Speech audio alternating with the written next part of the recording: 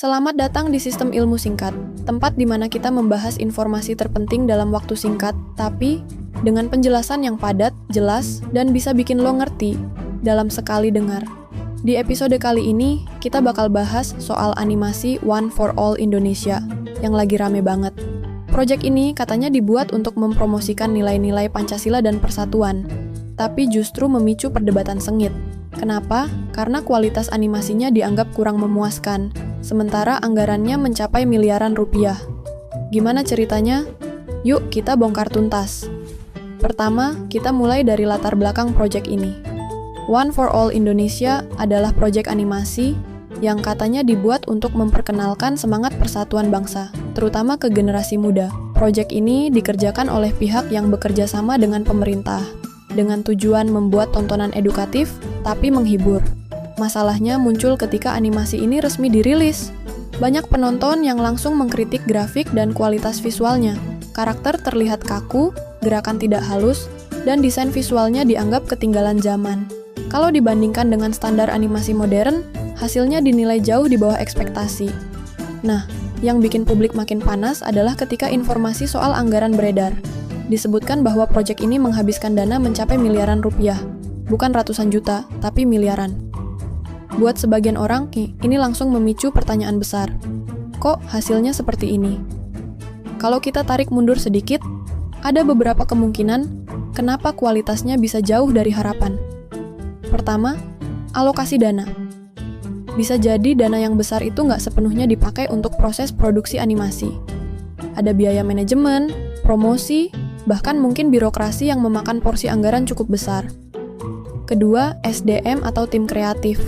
Animasi butuh tim dengan pengalaman teknis tinggi, dan kalau tim yang dipakai belum terbiasa bikin proyek skala besar, hasil akhirnya bisa jauh dari target kualitas. Ketiga, deadline produksi. Kalau waktu pengerjaan terlalu mepet, kualitasnya pasti terganggu. Apalagi untuk animasi yang idealnya butuh waktu berbulan-bulan bahkan bertahun-tahun. Publikasi animasi ini memicu reaksi keras di media sosial. Banyak netizen yang membandingkan dengan karya kreator lokal di YouTube yang modalnya jauh lebih kecil, tapi hasilnya jauh lebih memukau. Bahkan, ada yang bikin parodi untuk menunjukkan betapa lemahnya kualitas grafis One for All Indonesia dibandingkan ekspektasi. Tapi di sisi lain, ada juga yang membela. Menurut mereka, tujuan animasi ini bukan untuk menyaingi standar animasi internasional, tapi untuk menyampaikan pesan moral dan edukasi. Mereka bilang, meski grafiknya kurang, yang penting pesannya sampai. Namun tetap saja, ketika angka miliaran rupiah disebut, wajar kalau publik mempertanyakan efisiensi penggunaan dana.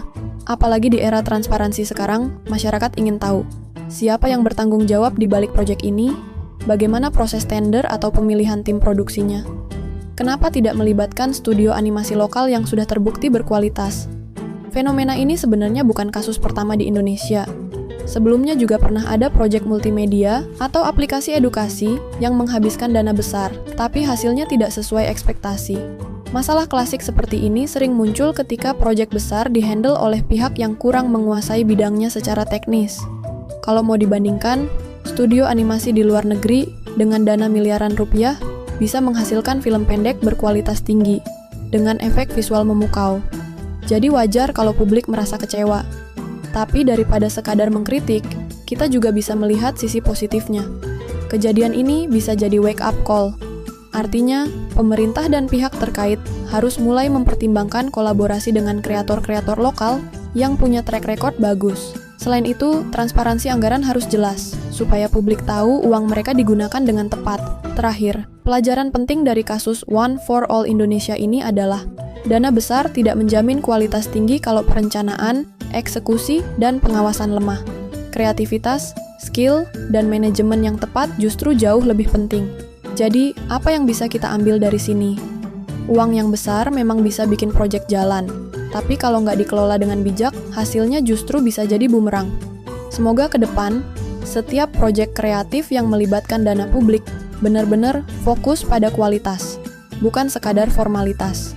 Gue, Sistem Ilmu Singkat, pamit. Sampai ketemu di pembahasan berikutnya.